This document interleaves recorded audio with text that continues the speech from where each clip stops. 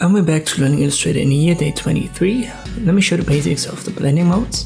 We use this blue star right here and we use the transparency window. If you can't find that, go to window, scroll a little bit down. It's alphabetically sorted right here. If you left click on it, the menu should pop up.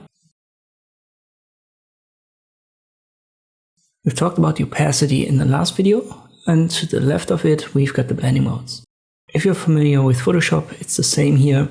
Normal is the default, but if I put this star on top right here, the two circles, and now I switch the blending mode, you can see it blends with its background, and depending on the color of the background, it's going to be a different blend then.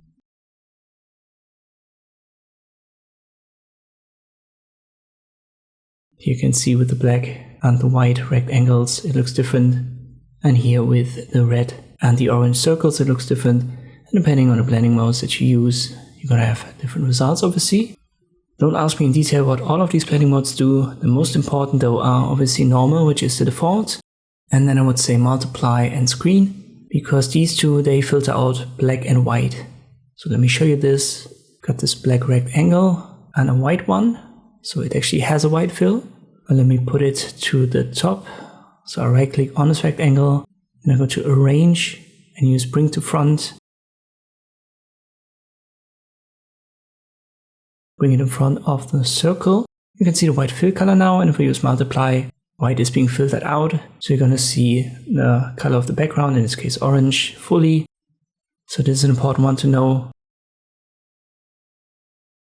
And here, let me bring that to front as well via right click arrange, put it on top of the red one, and I use multiply, nothing happens because there is no white color. But if I use screen, it's going to filter out all the black colors, and therefore we can see the red circle.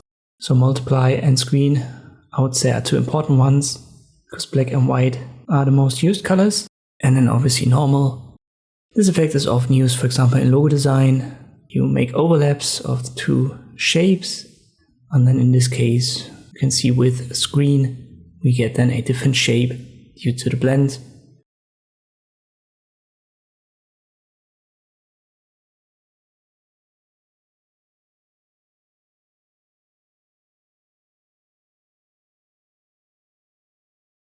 Color dodge makes it even more prominent. If you've seen the thumbnail of this video, you can also see that this works on text. Let me quickly show you. And by the way, don't worry if this is the first time that you see text being created in Illustrator. I'm going to go over that in a future tutorial.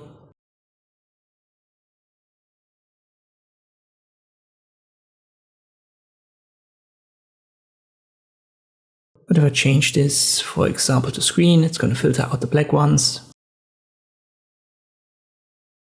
And with color, we get a totally different result for each letter, as each letter has a different background. Once again, window, transparency, and there you can find the blending modes. Hope this video was helpful, thank you for watching, and I'll see you next time.